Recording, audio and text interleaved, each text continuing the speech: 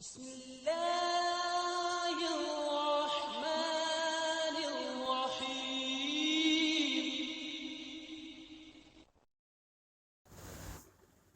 Friends, welcome back. इस video में हम मैथमेटिकल लॉजिक चैप्टर की फर्स्ट एक्सरसाइज सॉल्व करेंगे। ओके, उससे पहले अगर अभी तक आपने हमारे चैनल को सब्सक्राइब नहीं किया है तो please subscribe to our channel and press the bell icon for the latest update. तो चलिए शुरू करते हैं। Question number 1, state which of the following are statement, justify in case of statement, state the truth value. So हमें following में कुछ equations और sentence दिए हुए हैं, हमें बताना है कि वो स्टेटमेंट है या नहीं। अगर वो स्टेटमेंट है तो उनकी ट्रूथ वैल्यू भी हमें बतानी है। ठीक है, अगर आपको ठीक से पता नहीं कि स्टेटमेंट या ट्रूथ वैल्यू किसे कहते हैं तो मैंने इस पर एक वीडियो बनाई है, आप इस आई बटन पर टच करके वो भी देख सकते हो। ओके, तो मैं तो भी आपको यहाँ पे बता देता हूँ। ठीक है, अब यहाँ पे क्या है, पहला क्वेश्चन हमारा 5+4 इज इक्वल टू 13। ठीक है, ये एक इक्वेशन है। अब इसमें सभी टर्म क्या है, सभी वैल्यू कांस्टेंट है। ठीक है, कोई वेरिएबल नहीं है, तो ये क्या है, स्टेटमेंट है। ठीक है, तो हम यहाँ पे लिख देंगे सॉल्यूशन में, it is a statement. Okay, अब ट्रूथ वैल्यू, ठीक है, अब ये सही है तो इसकी ट्रूथ वैल्यू ट्रू रहेंगी, यानी कि हम टी लिख सकेंगे। अगर ये गलत है तो इसकी ट्रूथ वैल्यू क्या रहेंगे, फॉल्स, यानी कि एफ रहेंगे। ओके, तो 5+4 इज इक्वल टू 13 दिया हुआ है। ठीक है, 5+4 इज इक्वल टू 9 होता है, तो ये क्या है, रॉन्ग स्टेटमेंट है। ठीक है, तो हम यहाँ पे लिखेंगे its truth value is false, यानी कि F. Okay, then second, x-3 is equal to 4। ठीक है, अब ये इक्वेशन है बट यहाँ पे क्या एक वेरिएबल दिया हुआ है। ठीक है, जब भी इक्वेशन में वेरिएबल देके रहेंगे और उसकी वैल्यू डिफाइन नहीं रहेंगी तो क्या रहेगा, वो एक ओपन सेंटेंस रहेगा। ठीक है, यानी कि अगर हम यहाँ पे 17 पुट करते हैं, ठीक है, तब ये इक्वेशन सही हो जाएंगे। अगर 17 के अलावा कुछ और पुट करते हैं तो इक्वेशन क्या हो जाएंगे, गलत हो जाएंगे। ठीक है, तो ऐसे इक्वेशन को हम ओपन सेंटेंस बोलेंगे जो कि स्टेटमेंट नहीं है। ठीक है, तो यहाँ पे हम लिख देंगे सॉल्यूशन में, it is not a statement. Okay, then third one, close the door. ठीक है, अब जब बात सेंटेंस की आती है तो सेंटेंस हमें पता है डिफरेंट टाइप के सेंटेंस होते हैं। ठीक है, तो जितने भी सेंटेंस में अगर हम बात करेंगे तो अगर सेंटेंस असर्टिव है तभी हम उसको स्टेटमेंट बोलेंगे, नहीं तो नहीं रहेगा। ओके, अब जैसे कि ये दिख रहा है क्लोज द डोर। ठीक है, अब ये इंपेरेटिव सेंटेंस है तो इसलिए क्या रहेगा, सेंटेंस नहीं होगा। ओके, स्टेटमेंट नहीं होगा। ओके, तो हम यहाँ लिखेंगे it is not a statement. Okay, then fourth one, zero is a complex number. ठीक है, अब ये स्टेटमेंट है। ठीक है, असर्टिव सेंटेंस है और बात ज़ीरो की हो रही है, ये कंप्लीट स्टेटमेंट है। ओके, तो हम यहाँ पे लिख देंगे it is a statement. Okay, अब बात है इसकी ट्रूथ वैल्यू की। ठीक है, अब हम ज़ीरो को हम कॉम्प्लेक्स नंबर कंसिडर करते हैं। ठीक है, ये जो सेंटेंस है सही सेंटेंस है तो इसकी ट्रूथ वैल्यू क्या आ जाएंगी, its truth value is true means T. Okay, then fifth one, अब यहाँ क्या है, प्लीज़ से स्टार्ट हो रहा है। ठीक है, प्लीज़ से स्टार्ट होने वाला है। ठीक है, यहाँ पे हम किसी से रिक्वेस्ट कर रहे हैं। ठीक है, ये असर्टिव सेंटेंस नहीं है तो हम क्या लिखेंगे, ये एक स्टेटमेंट नहीं है। ओके, तो हम यहाँ पे लिखेंगे it is not a statement. Then next, congruent triangle are similar. ठीक है, अब ये असर्टिव सेंटेंस है। ठीक है, तो ये क्या रहेगा, हमारा स्टेटमेंट रहेगा। So it is a statement. Okay, अब ये जो सेंटेंस है सही सेंटेंस है इसलिए इसकी ट्रूथ वैल्यू करेंगे, ट्रू रहेंगी। ओके, इट्स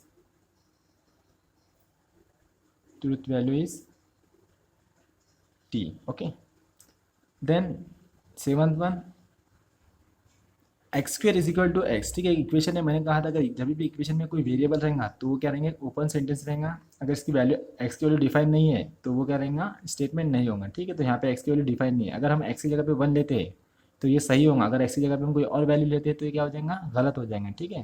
तो हम लिखेंगे ये एक स्टेटमेंट नहीं है करके, ठीक है। तो it is not a statement, okay. Then next, a quadratic equation cannot have more than 2 roots। assertive sentence है तो एक statement रहेगा, okay. so it is a statement and its truth value is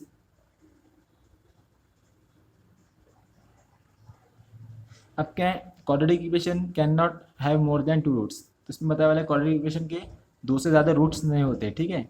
सही बात है, तो इसकी वैल्यू क्या रह जाएंगी, ट्रूथ वैल्यू ट्रू हो जाएंगी, यानी कि टी हम लिख सकते हैं, okay. The next, so do you like mathematics, ठीक है।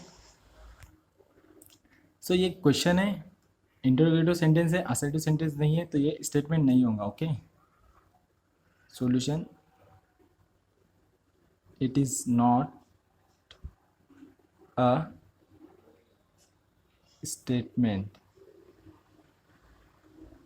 okay। the next, sun sets in the west, ठीक है। असर्टिव सेंटेंस है और सही भी है, तो हम लिखेंगे यहाँ पे it is a sentence, sorry it is a statement, it is a statement and its truth value is true, means t, okay। then next, 9th one, all real number are whole number, ठीक है। assertive sentence है तो ये statement है, हम लिख देंगे यहाँ पे it is a statement, its truth value is, ठीक है। क्या है, सही बात है कि ये all real numbers are whole numbers, ठीक है। हम इस तरह से कह सकते हैं कि wholes number, all wholes number are real number but all real number are not wholes number, ठीक है। स्टेटमेंट है बट क्या ये रॉन्ग स्टेटमेंट है, तो इसकी ट्रूथ वैल्यू क्या हो जाएंगी, एफ हो जाएंगी, okay. Then next, can you speak Marathi, question है तो ये स्टेटमेंट नहीं होगा, ओके। तो it is not a statement, okay. The next, X square minus 6x minus 7 is equal to 0 where x is equal to 7, ठीक है। ये इक्वेशन है, मैंने कहा था अगर इक्वेशन में कोई वेरिएबल है तो वो स्टेटमेंट नहीं होता, कब, अगर उसकी x की वैल्यू डिफाइन नहीं हुई तब, ठीक है। बट यहाँ पे क्या x की वैल्यू डिफाइंड है, ठीक है, तो ये क्या रहेगा, एक स्टेटमेंट रहेगा, ठीक है। अगर x की वैल्यू डिफाइन नहीं होती तो ये स्टेटमेंट नहीं होता था, ओके। बट यहाँ पे x की वैल्यू डिफाइंड है, इसलिए हम इसे लिखेंगे कि ये क्या है, सेंटेंस है, ठीक है। It is a, sorry statement है करके, ठीक है, statement and it's truth value is,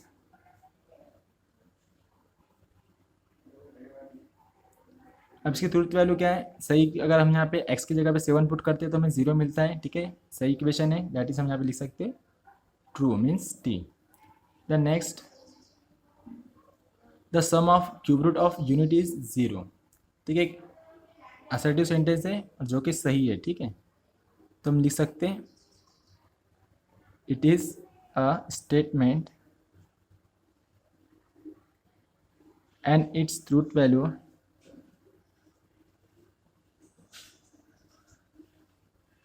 is t means true, okay। then next, it rains heavily, ठीक है। अब ये क्या है, अब यहाँ पे भी ध्यान में रखना कि जैसे कि सेंटेंस इक्वेशन में ओपन सेंटेंस होते हैं वैसे सेंटेंस में भी ओपन सेंटेंसेस होते हैं, ठीक है। जैसे कि यही क्या है, इट रेन्स हेवीली, ठीक है। अब यहाँ पे क्या बता रहा है कि बारिश ज़ोर से हो रही है, ठीक है। अब ये कहाँ पे ज़ोर से हो रही है हमें उसका पता नहीं है, ठीक है। अगर जहाँ पे सही में हो रही होंगी तो वहाँ के लिए तो सही है, बट जहाँ पे नहीं हो रही तो वहाँ के लिए स्टेटमेंट क्या है, सॉरी ये सेंटेंस क्या है, गलत है, तो इस तरह के सेंटेंस को हम क्या बोलेंगे, ओपन सेंटेंस बोलेंगे, और ये क्या है, स्टेटमेंट नहीं है। Okay, solution, it is not a statement. Okay, then next question. Now question number 2, write the following compound statement in symbolic form. ठीक है, यानी सिंबॉलिकली राइट करना है हमें। ठीक है, सो हमें स्टेटमेंट, कंपाउंड स्टेटमेंट को देखो सिंबॉलिकली फॉर्म में लिखने के लिए हमें कनेक्टिविटीज़ का समझ लेना बहुत ज़रूरी है। ठीक है, अगर आपको पता है कनेक्टिव्स या लॉजिकल कनेक्टिव्स क्या होता है तो हम इसे सॉल्व कर सकते हैं। अगर आपने अभी तक नहीं पढ़ा कि लॉजिकल कनेक्टिव्स क्या होता है तो आप इस आई बटन पे टच करके वो वीडियो देख सकते हैं। वो एक इंपॉर्टेंट टॉपिक है, वो आपको लास्ट तक बहुत काम में आने वाला है। ठीक है, अगर आपको लॉजिकल कनेक्टिव्स के बारे में नहीं पता तो आप पहले ज़रूर वो वीडियो देखें, फिर बाद में आप ये क्वेश्चन सॉल्व करें। ओके, अगर आपको पता है तो ठीक है। So first question, Nagpur is in Maharashtra and Chennai is in Tamil Nadu. Okay, तो हमें सिंबॉलिकली फॉर्म में कन्वर्ट करने के लिए हमें तो पहले इन्हें स्टेटमेंट को अल्फ़ाबेट में कंसिडर करना होगा। ठीक है, तो हम कंसिडर करेंगे लेट पी। जब भी हम सेंटेंस या स्टेटमेंट को सिंबॉलिकली फॉर्म में लेंगे, कन्वर्ट करेंगे, तो हम इनकी जगह पे स्मॉल लेटर्स का यूज़ करेंगे। ओके, हमने कंसिडर करा let P is equal to Nagpur is in Maharashtra, Nagpur is in Maharashtra. Okay, and Q is equal to Chennai is in Tamil Nadu. Okay,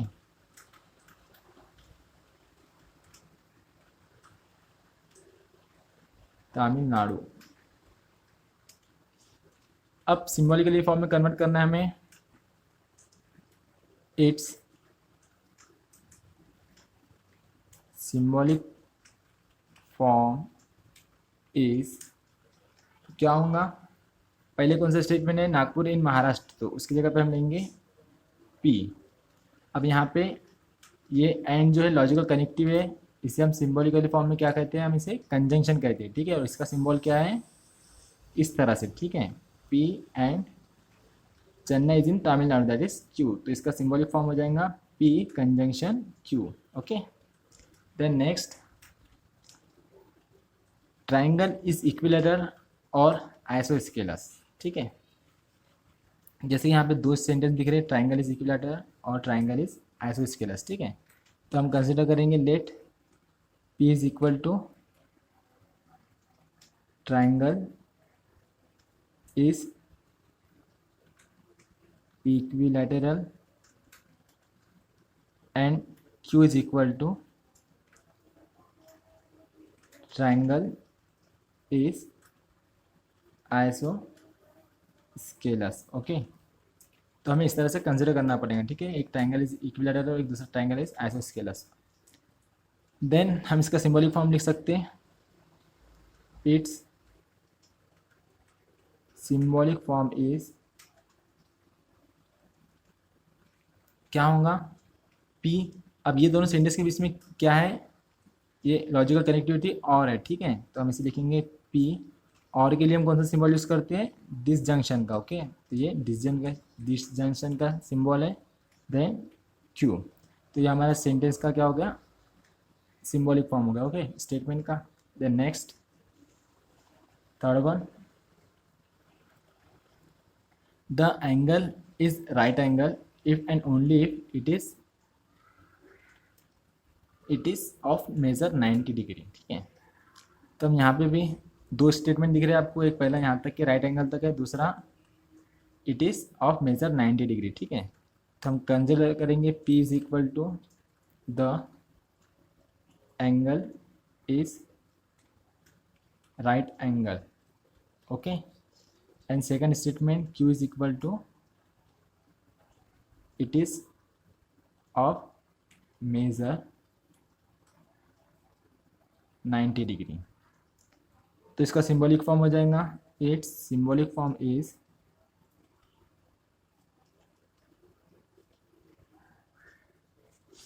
ठीक है, क्या है, इन दोनों के बीच में जो है इफ़ एंड ओनली इफ़, ये क्या है, एक लॉजिकल कनेक्टिविटी है, ठीक है। तो हम लिख देंगे पी, इसके लिए हम सिंबल यूज़ कर सकते हैं, इस कैसे हम डबल इम्प्लीकेशन या बाय कंडीशनल भी कहते हैं, okay, P biconditional Q, ठीक है। Then next question, angle is neither acute nor obtuse, okay. So हम यहाँ पे कंसिडर करेंगे let P is equal to angle is neither acute, okay. हम इसको लिख सकते हैं एज इट इज़ भी लिख सकते हैं हम इसको, यहाँ पे एंगल इज नाइदर की जगह हम नॉट भी लिख सकते हैं, ओके। या फिर अगर हम नहीं चाहे तो इसे नहीं भी लिख सकते, हम इस तरह से भी लिख सकते हैं एंगल इज एक्यूट, ओके। और सेकंड स्टेट में हम कंसिडर करेंगे Q, angle is obtuse, okay. अब जब हम इसका सिंबॉलिक फॉर्म बनाएंगे, ठीक है, इट्स सिंबॉलिक फॉर्म इज, ठीक है, जैसे कि नाइदर नॉर का यहाँ पे यूज़ हुआ है, ठीक है। मतलब क्या हो रहा, एंगल ना ही एक्यूट है और ना ही ऑब्ट्यूज है।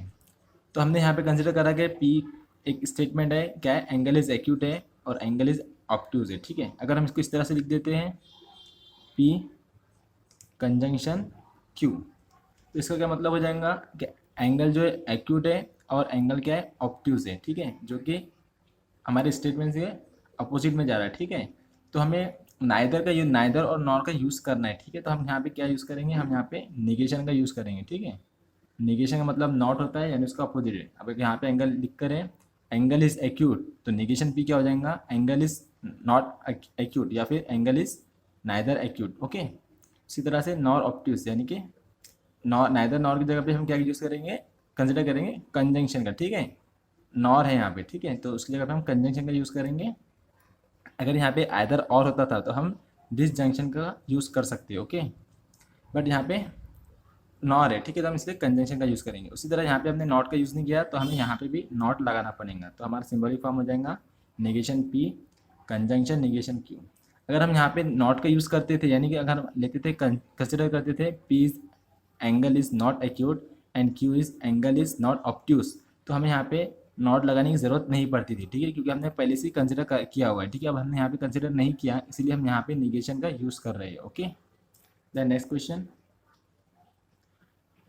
if triangle ABC is a right angle at B, then measure of angle A plus measure of angle C is equal to 90 degree, ठीक है।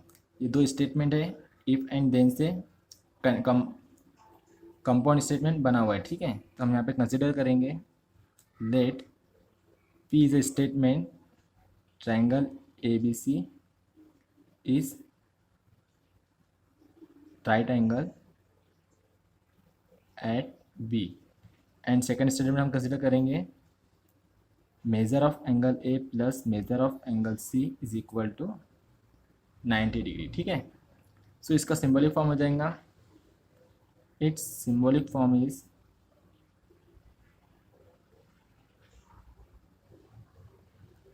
क्या, पी। अब इफ एंड देन है, इफ एंड देन यानी कि implication sign use करेंगे हम यहाँ पे, या फिर कंडीशनल भी कह सकते हैं हम, ठीक है। पी कंडीशनल या इम्प्लीकेशन क्यू, ये हो जाएगा हमारा symbolic form, okay. Then next question, Hima Das wins gold medal if and only if she runs fast. So यहाँ पे दो स्टेटमेंट है, Hima Das wins gold medal and she runs fast, दोनों भी कंपाउंड स्टेटमेंट बने, किसके बेस पे, कनेक्टिविटी का है, इफ एंड ओनली इफ है, okay. So let P is a statement Hima Das wins gold medal, and second statement consider Q, she runs fast, okay। तो its symbolic form become,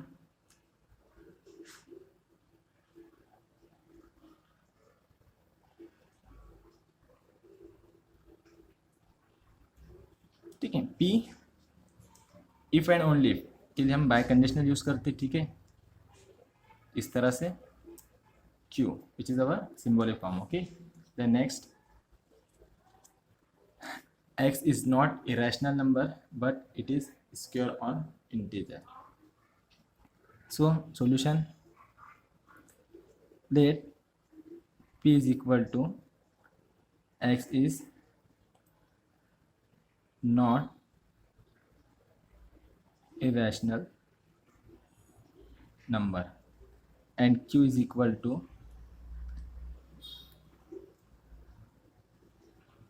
x is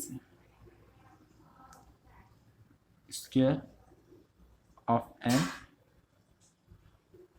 integer. Okay, अब हमने यहाँ पे as it is consider किया है, यहाँ पे x is not irrational number था तो हमने यहाँ पे भी लिख दिया x is not irrational number, ठीक है।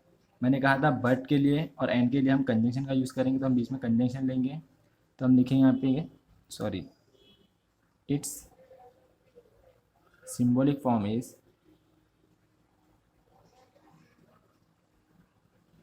p, बट के लिए कंजंक्शन q। अब यहाँ पे हम एज इट इज़ लिख दिए क्योंकि यहाँ पे नॉट था तो हमने यहाँ पे भी नॉट का यूज़ किया। अगर हम यहाँ पे लिखते थे कि x is irrational number, not का यूज़ नहीं करते थे, ठीक, सिर्फ x हम लिखते थे x इज़ इरेशनल नंबर, तो हम यहाँ पे क्या करते थे, यहाँ पे हमें नेगेशन का यूज़ करना होता था, ठीक है। बट हमने एज इट इज़ लिख दिया x is not irrational number, तो हम यहाँ पे भी हम एज इट इज़ लिखेंगे। Okay, so next question, question number 3, write the truth value of following. So हमें ट्रूथ वैल्यू फाइंड करनी है। फर्स्ट वन है 4 इज़ ऑड और 1 इज़ प्राइम। अब ये क्या है, कंपाउंड स्टेटमेंट है, तो जब भी हम कंपाउंड स्टेटमेंट की ट्रूथ वैल्यू निकालेंगे हमें पूरे लॉजिकल टेबल की ट्रूथ वैल्यूज फाइंड करते आनी चाहिए, ठीक है। जिसमें कुछ इंपॉर्टेंट है मैं आपको बता देता हूँ यहाँ पे, जैसे कि कंजंक्शन है, ठीक है। कंजंक्शन के लिए ट्रूथ वैल्यू क्या है, जब दोनों भी स्टेटमेंट, पहला स्टेटमेंट और दूसरा स्टेटमेंट, जब दोनों स्टेटमेंट ट्रू रहते और वो कंजंक्शन के साथ कंपाउंड बनते तो उसकी ट्रूथ वैल्यू ट्रू आती है। ओके, अगर दोनों में से एक भी फॉल्स रहेगा तो उसकी वैल्यू क्या आएंगी, अदरवाइज कंपाउंड स्टेटमेंट की वैल्यू क्या आएंगी, फॉल्स आएंगी। ओके, उसी तरह से डिसजंक्शन, ठीक है। डिसजंक्शन का क्या फॉर्मूला है, अगर दोनों भी स्टेटमेंट फॉल्स होते हैं, ठीक है, तब इसकी हमको ट्रूथ वैल्यू क्या मिलेंगी, फॉल्स मिलेंगी। अगर दोनों में से एक भी ट्रू हो गया तो उसकी जो ट्रूथ वैल्यू क्या मिलेंगे, हमें ट्रू मिलेंगे। ओके, ध्यान में रखना, ठीक है। उसी तरह से कंडीशनल स्टेटमेंट, कंडीशनल स्टेटमेंट के लिए क्या, अगर पहला स्टेटमेंट ट्रू है और दूसरा स्टेटमेंट फॉल्स है तभी हमको क्या मिलेंगे, ट्रूथ वैल्यू फॉल्स मिलेंगे। अदरवाइज ये इसकी कंडीशन के आधार अगर कोई और कंडीशन मिलती है तो क्या होंगी, उसकी वैल्यू रहेंगी ट्रू रहेंगी, ठीक है। उसी तरह से लास्ट में है double bye conditional. Bye conditional का कैसा फॉर्मेट है, अगर दोनों वैल्यू भी फॉल्स है, ठीक है, फर्स्ट स्टेटमेंट की और सेकंड स्टेटमेंट की दोनों की वैल्यू फॉल्स है या फिर दोनों की वैल्यू ट्रू है, ठीक है, तभी हमको रिजल्ट में क्या मिलेगा, ट्रू मिलेगा, ठीक है। अदरवाइज हमें क्या मिलेगा, फॉल्स मिलेगा, ठीक है। जैसे कि अगर दोनों में से एक भी ट्रू या फॉल्स या ट्रू हो गया, ठीक है, सॉरी यहाँ पे अगर दोनों भी फॉल्स थे तभी भी ट्रू मिलेंगे, अगर दोनों भी ट्रू है तभी भी ट्रू मिलेंगे। अदरवाइज अगर ट्रू फॉल्स या फॉल्स ट्रू है तो इसकी वैल्यू क्या मिलेंगे, हमें फॉल्स मिलेंगे, ठीक है।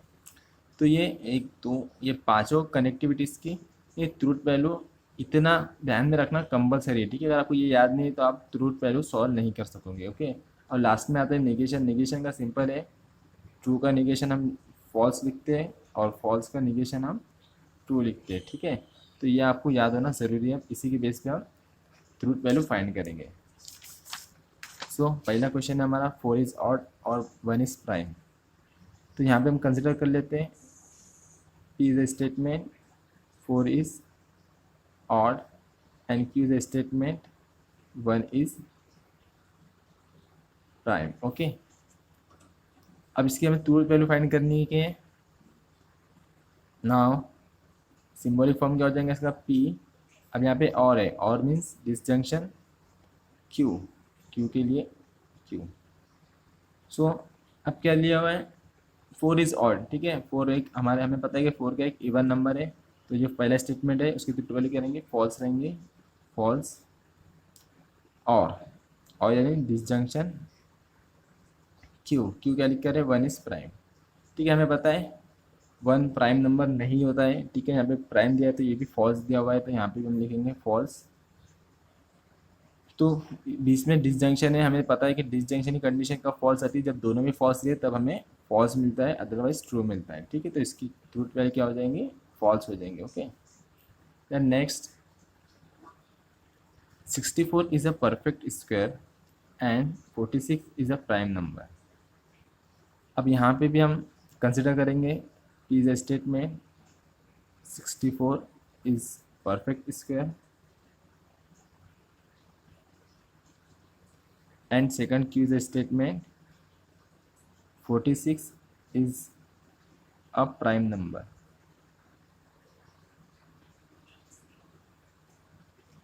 सो अब इन्हें हम सिंबॉलिक फॉर्म में लिखेंगे, दैट इज P एंड दिया हुआ यानी कंजंक्शन Q। सो पहला जो स्टेटमेंट है 64 इज अ परफेक्ट स्क्वायर, ठीक है, ट्रू स्टेटमेंट है तो इसकी ट्रूथ वैल्यू हो जाएंगी T। एंड दिया हुआ है, and means conjunction Q। 46 is a prime number, ठीक है, 46 हमें पता है कंपोजिट नंबर है, प्राइम नहीं है। सेकंड स्टेटमेंट क्या है, रॉन्ग है, तो हम यहाँ पे F लिख देंगे। सो अब हमें पता है कि जो कंजंक्शन है, ठीक है, कंजंक्शन की कंडीशन क्या है, जब दोनों भी स्टेटमेंट ट्रू रहते हैं तभी हमें ट्रू मिलता है, अदरवाइज फॉल्स मिलता है, तो ये हो जाएगा फॉल्स। तो स्टेटमेंट की ट्रूथ वैल्यू हो जाएंगी false. Okay, then third one, 5 is a prime number and 7 divides 94। So यहाँ पे भी हम कंसिडर करेंगे let P is a statement 5 is a prime number and Q is a statement 7 divides 94। Okay, so symbolic form में convert करेंगे हम P and means conjunction Q। अब इनकी ट्रूथ वैल्यू 5 से प्राइम नंबर है, ट्रू है, तो इसकी हो जाएंगे T कंजंक्शन Q। 7 डिवाइड्स 94। अब 7 94 को कम्प्लीटली डिवाइड नहीं करता है, यानी सेकंड स्टेटमेंट क्या है, रॉन्ग है, तो हम यहाँ पे लिख देंगे फॉल्स। सो कंजंक्शन है, कंजंक्शन के लिए हमारे पास प्रॉपर्टी है, जब दोनों भी ट्रू रहेंगे तभी हम ट्रू लिख सकते हैं, तो अदरवाइज फॉल्स रहेगा, तो हम यहाँ पे ले लेंगे फॉल्स। ओके, सो इसकी ट्रूथ वैल्यू हो गई false. Then next one, it is not true that 5 minus 3i is a real number। so let, अब हम यहाँ पे p की वैल्यू ले सकते हैं, हम या चाहे तो p को एज इट इज लिख सकते हैं, ठीक है, यानी पूरा का पूरा जैसे कि वैसा है। It is not true that 5 minus 3i is a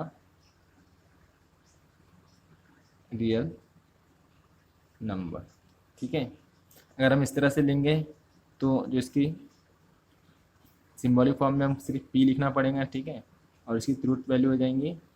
ठीक है, स्टेटमेंट क्या दिखा रहे कि ये सही नहीं है कि 5 minus 3i रियल नंबर है, ठीक है, तो जो हमारी स्टेटमेंट है ट्रू स्टेटमेंट है, तो यहाँ इसकी ट्रूथ वैल्यू हो जाएंगी T। बट अगर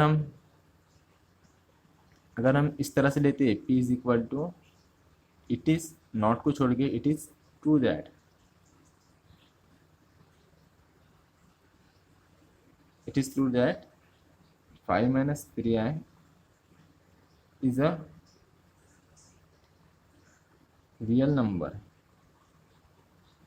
ठीक है, अगर हमने इस तरह से लिया, नॉट को हटा दिया, तो हमारा इसका क्या हो जाएगा, सिंबॉलिक फॉर्म हो जाएगा P। अब हमने नॉट लगाना है तो हम क्या लेंगे, निगेशन P हो जाएगा। ठीक है, तो इसकी truth value negation of P। और जो स्टेटमेंट हमने P कंसिडर करा, it is true that 5 minus 3i is a real number, ये क्या है, फॉल्स है, तो ये हो जाएगा निगेशन ऑफ F। और F का निगेशन क्या होता है, T होता है। ठीक है, तो इस तरह से भी हम ट्रू लिख सकते हैं या फिर इस तरह से भी सॉल्व कर सकते हैं। ओके, जो मेथड आपको इजी लगता, मतलब जिस तरह से आप चाहे उस तरह से लिख सकते हैं। दोनों भी कंडीशन में आपका क्वेश्चन आंसर सही रहेगा। Okay, then next, if 3 into 5 is equal to 8, then 3 plus 5 is equal to 15. So let P is a statement 3 into 5 is equal to 8 and Q is a statement 3 plus 5 is equal to 15. ठीक है, तो इसे अगर हम symbolic form में लिखे तो क्या है, P इफ देन है। इफ देन के लिए हम कंडीशनल यूज़ करते हैं, तो कंडीशनल के लिए इस तरह का सिंबल रहता, P कंडीशनल Q। ओके, सब इसकी ट्रूथ वैल्यू क्या है, पहला statement 3 into 5 is equal to 8, ठीक है, रॉन्ग है, 3 into 5 15 होता है, तो इसकी ट्रूथ वैल्यू देंगे F conditional. 3 plus 5 is equal to 8 होता है, यहाँ पे 15 लिखा हुआ है, तो ये भी क्या है, रॉन्ग स्टेटमेंट है, तो ये भी हो जाएगा F। तो कंडीशनल लॉजिकल कनेक्टिविटी के लिए हमें पता है कि उसकी वैल्यू क्या है। अगर फर्स्ट स्टेटमेंट ट्रू और सेकंड फॉल्स लिया तभी हम फॉल्स लिखते हैं, तो अदरवाइज ट्रू लिखते हैं, तो हम यहाँ पे क्या लिख देंगे, ट्रू। तो इसकी वैल्यू हो जाएंगी, ट्रूथ वैल्यू ट्रू हो जाएंगी। Okay, then next, let P is a statement milk is white, milk is white, and Q is a statement sky is blue. Okay, now symbolic form is P if and only if है, ठीक है। if and only if के लिए हम by conditional का use करेंगे and Q। अब इसकी ट्रूथ वैल्यू फर्स्ट स्टेटमेंट क्या है, milk is white, true statement है, ठीक है, by conditional, and sky is blue, ठीक है। सो ये स्टेटमेंट भी ट्रू है, तो यहाँ पे भी हम टी ले लेंगे। अब बाय कंडीशनल की कंडीशन क्या है, जब दोनों भी स्टेटमेंट ट्रू रहते या दोनों भी स्टेटमेंट फॉल रहते तब हमको क्या मिलता, ट्रू मिलता, अदरवाइज हमको फॉल्स मिलता। तो यहाँ पे दोनों भी स्टेटमेंट क्या है, ट्रू है, तो हम यहाँ पे ट्रू ले सकते हैं। ओके, तो इसकी ट्रूथ वैल्यू हो जाएंगी T. Then next, so 24 is a composite number और 7 is a prime number. Let P is a statement 24 is a composite number, Q is a statement 17 is a prime number. So its symbolic form is P और है, ठीक है, और के लिए हम disjunction लेते हैं Q। अब इसकी ट्रूथ वैल्यू क्या है, 24 is a composite number, true statement है, disjunction 17 is a prime number, ठीक है, ये भी क्या है, ट्रू स्टेटमेंट है। तो डिसजंक्शन के लिए क्या है, कंडीशन है, अगर जब दोनों भी फॉल्स रहते हैं तभी हम फॉल्स लिखते हैं, अदरवाइज हम ट्रू लेंगे, तो ये हो जाएगा ट्रू, ठीक है। तो इसकी ट्रूथ वैल्यू होगी टी। सो यहाँ पे हमारे एक्सरसाइज 1.1 के थर्ड क्वेश्चन कंप्लीट हो चुका है। अब हम नेक्स्ट क्वेश्चन 4 और 5 नेक्स्ट वीडियो में लेंगे। अब आप यहाँ तक पहुँच चुके हैं तो जाने से पहले चैनल को सब्सक्राइब ज़रूर कर देना। तो मिलते हैं नेक्स्ट वीडियो में।